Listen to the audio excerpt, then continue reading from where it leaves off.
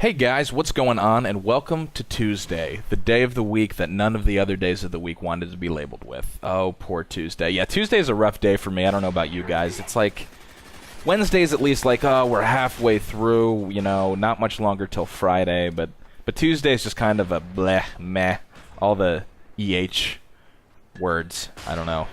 It's just it's a rough thing, but I'm feeling good today. I'm feeling good. You know, partially I'm feeling good because I'm on that diet that not necessarily just diet, but I'm eating better and I'm exercising, and I'll tell you, the motivation alone of how good I feel when I eat properly, get good nutrition, get good sleep and exercise is even more valuable to me than just the weight loss. But it's going well. I've lost about 11 or 12 pounds now. I gotta weigh myself. I'm not one of those people that constantly weighs myself because I will obsess over it, so I do it like 3 times a week. So I think I'm gonna weigh myself tomorrow. And we'll see where we are. But the last I checked, it was about 11.4 pounds. So it's going well. Appreciate you guys' support on that.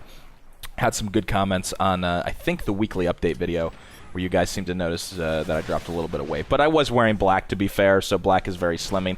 And I was wearing a Coheed and Cambria shirt, which I'm so glad that so many of you recognize that. Coheed and Cambria is my favorite band by far, bar none. I've seen them about 6-7 times live and following them since even their Shibuti days. Talk about going back. So shout out to all you Coheed fans. But I didn't come here to talk about Coheed or even the gameplay, but real quick I'll address the gameplay. I am using the stakeout in this game, obviously, and I'm playing on Havana, however you want to say it. And I had this game on my hard drive. This is probably about 4 or 5 months old, but I found it and I watched it. I was like, oh, this is pretty entertaining. I think this could work well for a little commentary. Unfortunately, Sark is sick today. I should have addressed that at the beginning. You're like, where's Sark? Where is your best friend? Well, Sark he has the flu, so he's been sick since Monday. Well, today's Tuesday, obviously. So he's not in today again. I'm hoping he'll be back. He'll be back tomorrow. I wish him well. I know Mrs. Sark, his lovely wife, was also sick. So I think she probably French kissed him, and they got to canoodling when they shouldn't have. And I mean, I know you guys are married and you can do it whenever you want, but when you're sick, you probably shouldn't. Just a pro tip for you guys, but I love you guys. All right, so what I actually wanted to talk about or address today in this commentary is I wanted to give you guys a little bit of background on myself, and I don't want to assume that a lot of you know how I even got the job on Respawn or how I even started working for Machinima, and hopefully it won't be incredibly boring and it will be moderately interesting to you guys. I can't guarantee it, but here goes nothing. So I'll just start kind of at the beginning of my YouTube career. Put those in massive quotes. I always get a crack when people say YouTube career, but it is a legitimate career now, especially for a lot of the big guys. But anyway, I started making YouTube videos right around the time. Actually, let me even go back. Sorry, this is not as succinct as I want it to be. I actually had a YouTube channel for a while. I think in 2007 is when I had my YouTube channel, or 2008. I think it may be 07.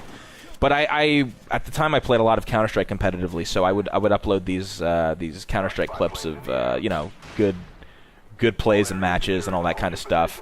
But I didn't really do anything with Call of Duty or commentary until Modern Warfare 2 dropped. And a lot of my friends all had Xboxes, and obviously I played Call of Duty 4 some, but I wasn't a huge Call of Duty fan. But people, you guys know what happened when Modern Warfare 2 dropped. People just lost their shit. And that's kind of what really launched the whole gameplay commentary thing with people like Hutch and Blame Truth, and even people before that were doing it even in World at War and COD 4 and all that. But I had watched all those guys, and I had an Xbox, and I had a Modern Warfare 2, and I saw that everyone was doing commentary, and I was like, you know what? I could do that. I like talking about topics and gameplay, and this is something I would like to pursue as a hobby. So I ended up getting an HD PVR, like all the young, up-and-coming, budding commentators at the time.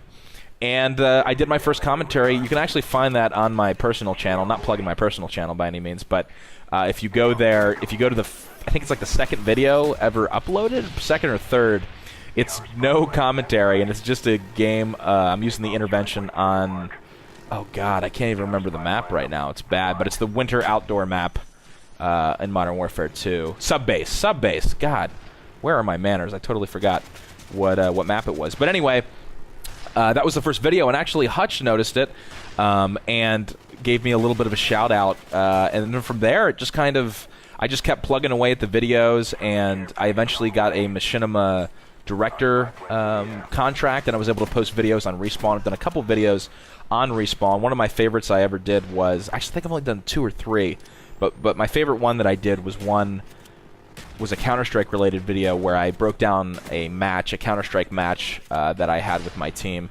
And I like it because I feel like I kind of demystified Counter-Strike a little bit for people that don't normally play it. We're just Call of Duty people. And the reception on that video was great, so if you ever want to kind of go really OG and find that stuff, I think it's from 2010 or 2011. 2010 probably. You can find that video. So then from there, I ended up getting a partnership and was able to make some money, a little bit of money off my channel. I don't have a huge personal channel, but it was great, and it was fun to do. But I had a full-time job. Obviously, this was all a hobby. I did this all on the side. I had a full-time job working for a technology and software company, which will remain nameless to protect the innocent. But I worked there for about 2 years, and I worked my way up through the ranks. I started out as just an IT hardware support guy. Did that for about 6 months.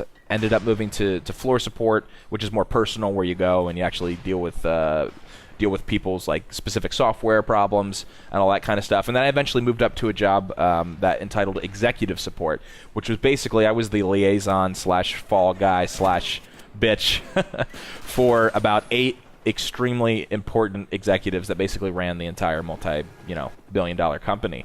And it was a great experience. I wouldn't trade it for the world. It was stressful. It was fun. There were definitely perks. It was awesome to be able to, be around an environment of extremely high-strung. But also, for the most part, I dealt with a lot of really good executives and nice people, and I'm extremely lucky to have been able to work there and worked with the people that I did. I had a great time, but I kind of have a 2-year burnout cycle on everything I do, which I don't think this is going to be the case with Respawn. This is like the best job I've ever had and the most fun I've ever had. So I don't see myself burning out anytime soon. But at least when it came to the IT work, it wasn't really what my heart was into. It's what I went to school for, but I wanted to get into video production and do stuff exactly like I'm doing now. So it kind of was funny, the timing. I actually got offered a job to come work on the Machinima Live team with Fwiz and Dunkus, who I'm sure you guys are familiar with. And I was super excited about it, and I was like, absolutely, I want to do it. But I had just gotten a big promotion at the company at the software company that I was working at, and it was no small thing. It was like a big deal, and I've been working for it for a while. But then this Machinima thing came down, and I was like, you know what? I gotta follow, not to be cheesy, but follow my dreams, follow what I actually want to do. And it's not about money. Like it was a really good bump up salary wise and everything, but it was like, it's not what I want to be doing. It's not worth it. So right after I got the promotion, literally 3 weeks later, I told my bosses that I'm going to be quitting and moving to California, all the way across the country. I was in Pennsylvania, in the Philadelphia area. And it all happened extremely fast. I sold all the stuff from my apartment. I packed my car with whatever I could fit, and I moved on out to LA. And it's been the best decision that I've ever made. Just met the best people here at Machinima, and obviously now work on Team Respawn. And the reason that happened, if I know a lot of you probably know, but real quick before this commentary ends, I was working on the live team, working with Fwiz and them. And then Mondo came to me one day and was like, hey, I think Hutch was on vacation or sick that day, and he was like, do you want to come on and do Inbox with Sark? And I was like, yeah, I think I could do that. But inside I was like, oh, fuck yes, I love Sark. I didn't know Sark all that well at this time. But, any opportunity to work with Sark, you're gonna take. And we filmed the episode, it went super well. The reception from you guys blew me away. I did not expect it at all. And eventually I just became kind of a regular on Inbox, and kept doing that show. And eventually Sark came to me and said, would you be interested in being a producer for us? And I said yes, and we worked it out with the live team, and Fwiz let me go work on Respawn, and the rest is history, guys. And I'm so lucky to be where I am, and it's in large part due to you guys being so gracious and really, really welcoming me into the family. There have been tough times, obviously. Coming after someone like Hutch and Nanners is never necessarily easy, but I'm extremely happy where I am now, and I hope I didn't bore you too much with all that long story. This is a 10-minute commentary, but all right, guys, I will see you tomorrow, and hopefully Sark will be back. I'm wishing him the best. All right, talk to you guys later.